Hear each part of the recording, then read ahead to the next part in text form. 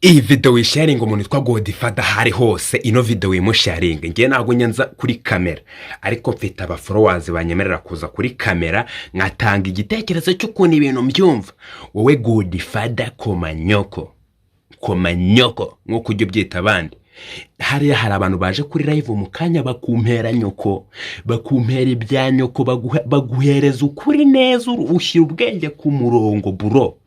Reka ngiye none ngira ikintu nivugira kuri ibintu byaya mpano n'ibintu bya Godfather mukomeza mwirwa mutindamo. Godfather reka nkwibarize, who are you?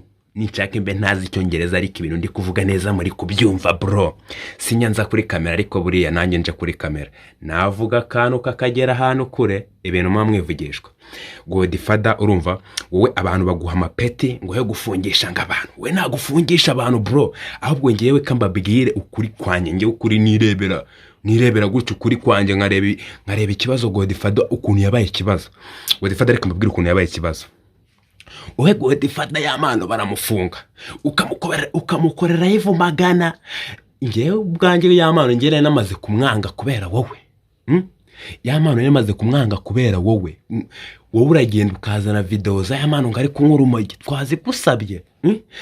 Noneho kuzizana si cyo kibazo, ahubwo uburyo uzizanamo noneho uzizana amagambo buri kuvuga ngo reba ingegera reba hano si cyo cyari kiri kunkura umogi ngiyi video ukayizana ukayitarapa.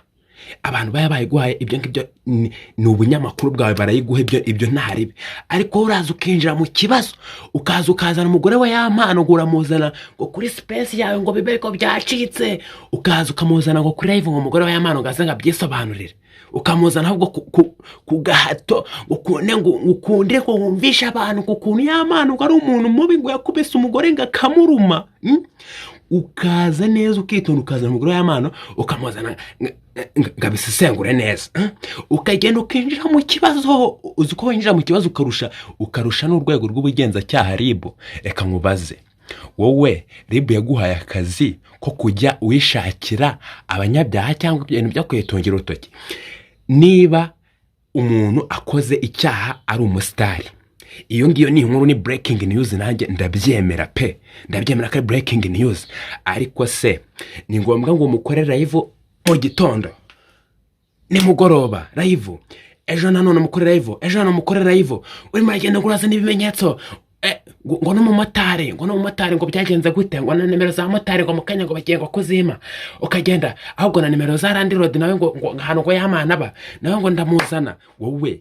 Wowe gute ujya mu kibazo ukakinjira neza ukaza wivugishwa ngo jewe ngo ntago mfungisha abantu gahubwo ngo mvuga ngo ibintu ngo inkuru ngo zagiye hanze ngo nizo mvuga. Ndabyemera ko arizo nkuru uvuga, inkuru ziba zagiye hanze.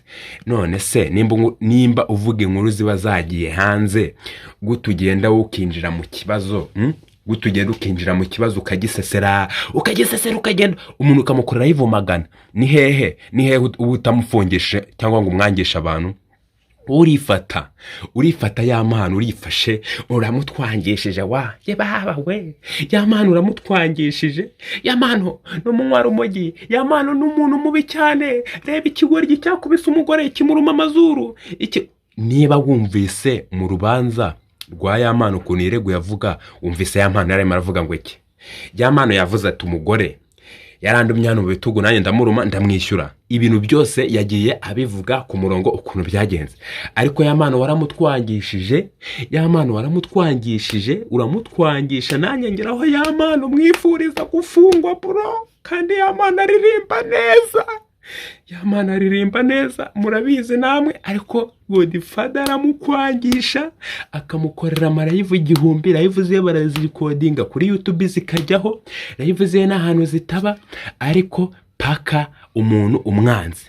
None se y'amano ubu ngubu tuvugana kagiye gufungurwa, bamwe nabonye muri kuvuga ngo y'amano ngo yafunguwe, ariko andi makuru nabaha y'amano ntago yafunguwe.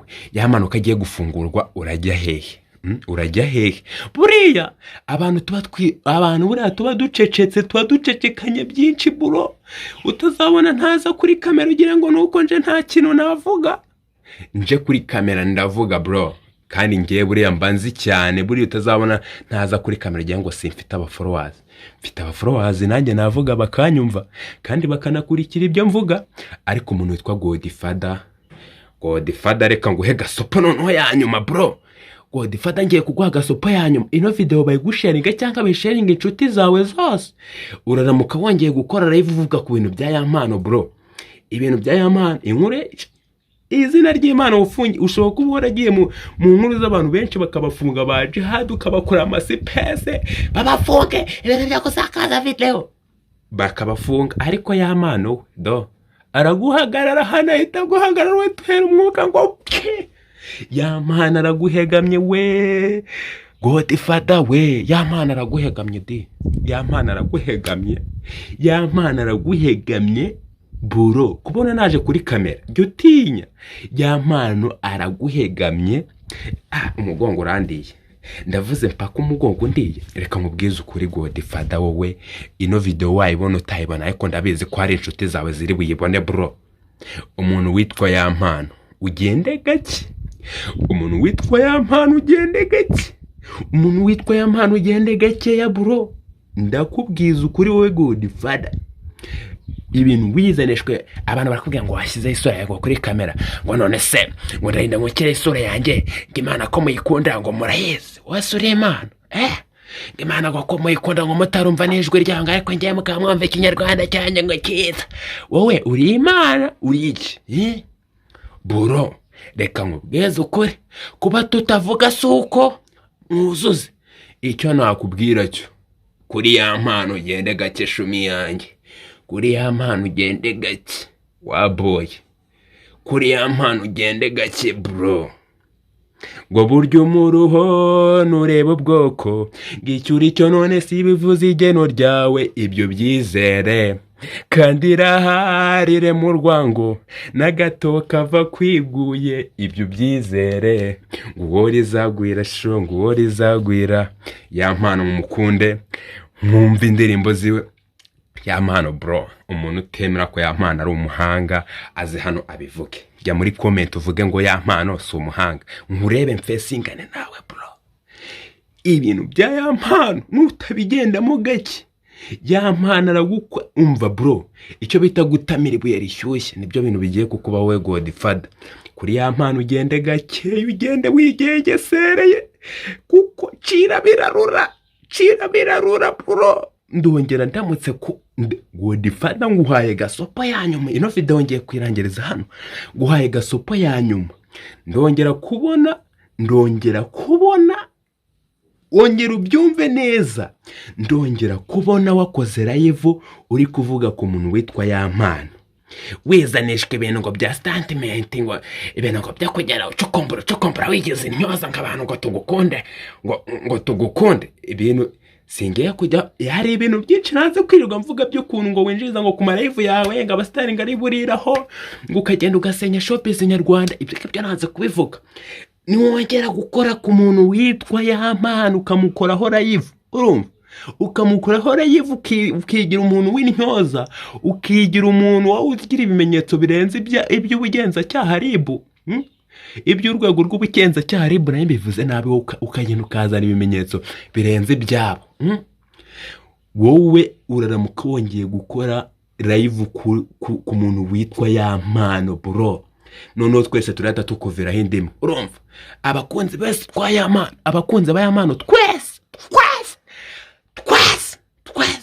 ibintu turagukorera bro. Ndababaye tajya tabona gutyo. Reka ngufashe, ahantu baragiye kwihisha muri za Canada bro. Uramutse ukandagiye mu Rwanda twagukanda ibya rimwe tugakanda n'irya kabiri bro.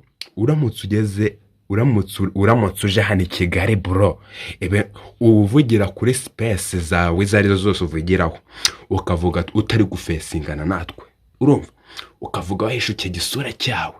Ariko wowe uzi iyo ngoze rimwe byonyine, uze kuri kamera, nuko utabikora ibyo ngibyo ntaribi.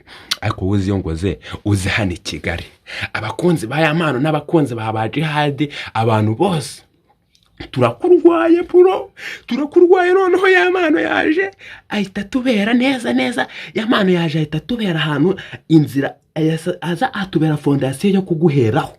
Rero nutagenda gake kuri ya mano, mugira n'inama, nutagenda gake kuri ya mano.